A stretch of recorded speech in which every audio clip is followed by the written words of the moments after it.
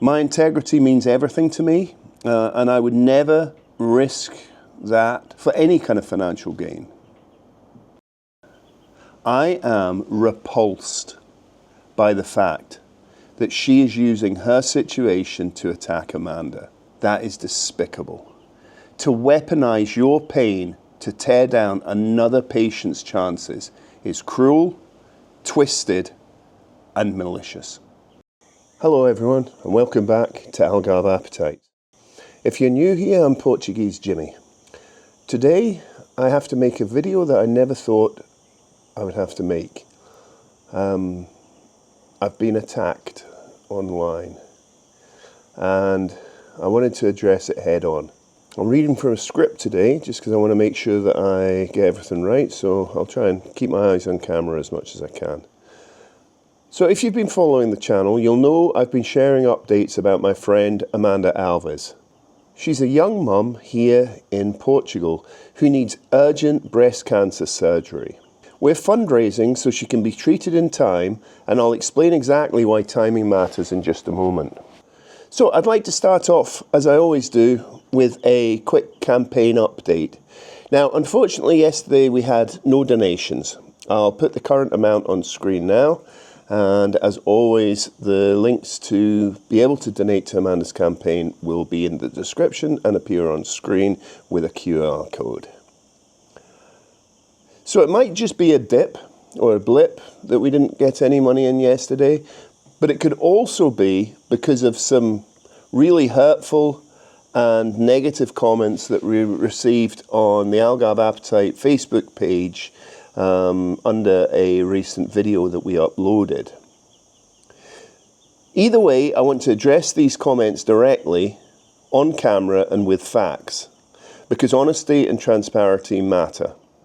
On Monday, 25th of August, a video about Amanda's case appeared on Algarve Appetite's Facebook page. The comments under the post include some of the harshest accusations, and I'm going to put two of them on screen now. I'll also include a link below so you can read the whole thread yourself. If you agree that these comments are untrue, cruel and damaging, feel free to leave your own comments to the thread, and hopefully we can drown out the hate with love. I'm sure I don't need to point out that these are not just personal slurs, but actually a criminal accusation of fraud. Now, obviously that's a very serious thing to accuse somebody of. So, is it any way possible that my campaign, or our campaign for Amanda Alves' breast cancer surgery, could be a scam? Okay, well, let's try and think this through logically. What are the scenarios?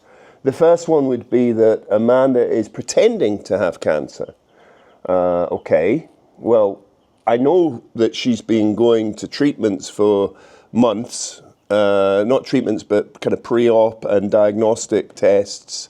I know that one of those tests she couldn't get on the public system and she had to pay 600 euros for. There was another consultancy which was like 450 that she paid. So could she have set this up and pulled the wool over my eyes just to pocket the donations?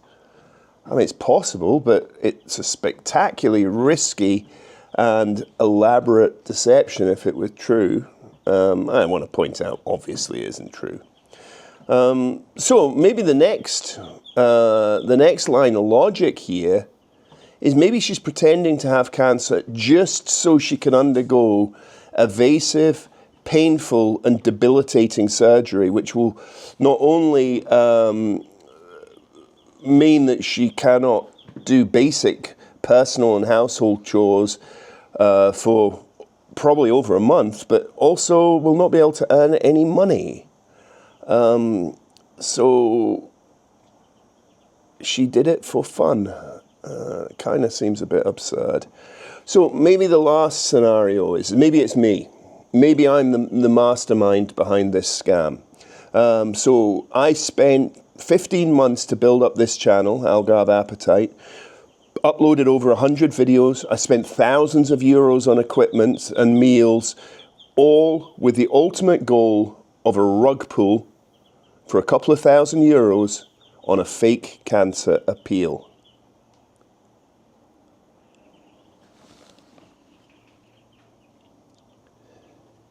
you know, these people are either incredibly stupid or just plain evil. It's as simple as that. So let's get to the core of the complaint about Amanda's appeal. So there's one line that the trolls keep repeating, and that is that cancer treatment is free on Portugal's public health system. And I confirm 100% this is accurate. Yes, public health care exists and it's free at the point of use. But that's not the whole picture, as we've explained in depth on multiple posts and multiple videos. Now, the public health system in Portugal is under immense pressure. Some would say it's collapsing. Don't take my word for it. There was a report here from Expresso in April 2025 that says that nearly 80% of oncology, that's cancer, patients did not receive their first consultation within the legal time limit set by the health system. Let me repeat that. 8 out of 10 people could not be seen for life-saving first consultation for diagnosis, treatment plan, etc. 8 out of 10 were not seen on the public health system. Not my words, the words of this published report. I'll link that down below. So let's move on to Amanda's case. For Amanda, time is the essence. Her cancer at the moment is localized. It's in one place. So this is why the recommended treatment for Amanda is a full mastectomy. This removes all the cancer tissue and any surrounding tissue which could be where the cancer could reappear in future years. Based on statistics for Amanda's situation and operation, the 5-year survival is greater than 99%. In other words, if Amanda gets this treatment next month, Amanda will survive this cancer scare. Simple. No discussion, no question. If she gets it done next month, she'll survive and she will hopefully grow old with her daughter and be able to support her and see her life. However, any delays can cause the cancer to move into the next stage, which is a metastatic disease. Okay? I'm not a doctor, but my understanding is that is when it spreads to other areas like the lymph nodes or other organs. Here, survival rate drops to 32% in 5 years. Put bluntly, 7 out of 10 people that reach this stage of breast cancer die within 5 years.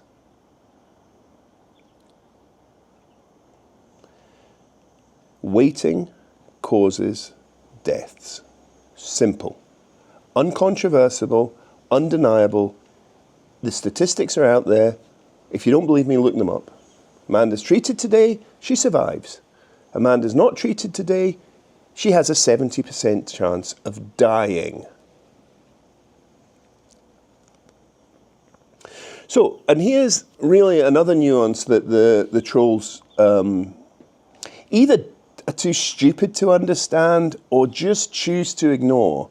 And that is that the mastectomy is covered under the public system. Remove any time limits or waiting times or anything like that. Amanda can get her breast removed on the public system. Okay? But what is not covered under the public system is the reconstruction surgery. So the trolls out there could argue, oh, well, that's fine, she'll be cancer-free, she can pay for her own reconstruction. Well, that's true, but that surgery becomes much more expensive when it's not done in combination with the mastectomy. Because if she gets the mastectomy and the reconstruction done at the same time, the operating theatre's booked, the supporting staff are booked, the equipment's booked, and it's a case of the first surgeon goes in and removes the breast, The second surgeon, the plastics guy, comes in right at the back and does a reconstruction. So, if Amanda was to get the mastectomy on the public system, she would then need to wait to get the reconstruction done privately, which would probably, I have no idea what the figures are, but I'm sure it would be more than half the cost that she's trying to raise. I also suspect that her insurance probably wouldn't cover that. So basically, she would be coming back to you probably trying to raise 8,000 to 10,000. So it makes really no difference. So hopefully, to anybody with any ounce of intelligence can see why, in Amanda's case,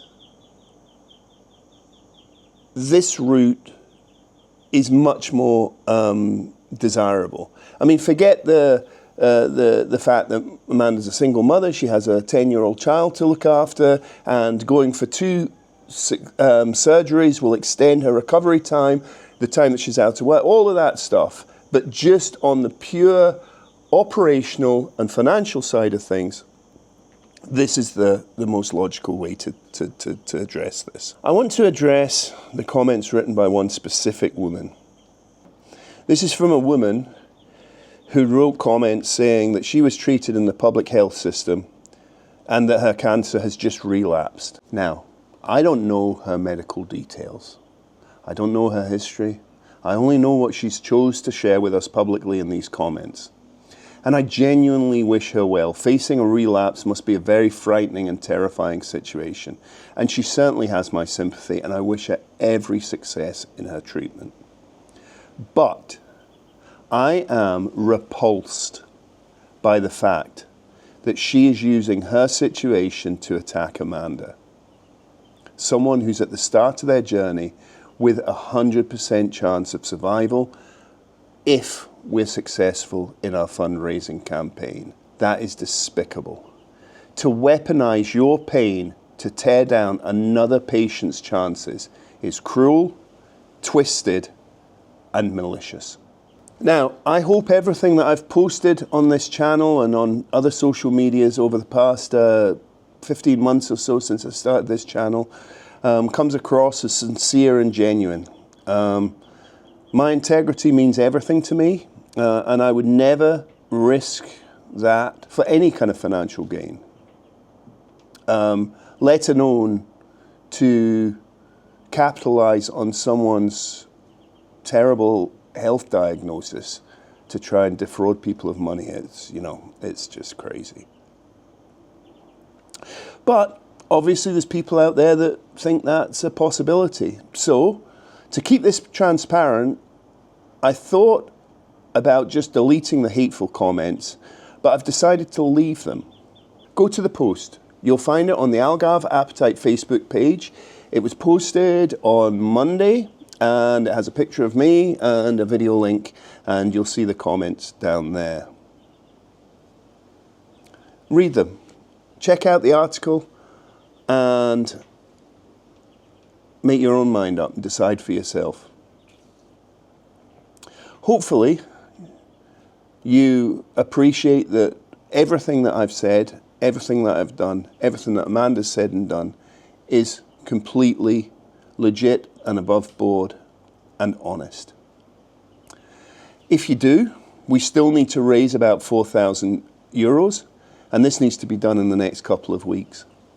If you can give, please do so. If you can't, please share this video on your platforms, or share some of our other posts, or the funding page, which I'll link below. But if you're here just to post something that's bitter and cruel, just keep scrolling. We don't need to hear your twisted views. This space is for people who want to support Amanda on this difficult journey and to offer the financial support that she needs to undergo her decision to get this operation privately for the reasons that I've stated. So from me, Amanda, and her daughter Bea, I'd like to thank you from the bottom of my heart. So many people have shown unbelievable kindness and generosity and support for Amanda. And for those few people that want to see this in a different light, well, we don't need them. Please flood the comments with love. If you want, go back and have a look at the comments that were made on the video on Monday. If you agree with what I've said in this video, leave your comments to the trolls and let them know what you think. I'll keep you posted as always. So, quite a long one today, and thank you for your attention. The links below are to the donation page for Amanda's surgery operation fundraiser, the Expresso article that I talked about on oncology waiting times, if anybody doubts what I'm saying is correct, and the Facebook post from August 25th, and the awful comments that appeared on that. I appreciate you for watching, and I'll see you in the next one.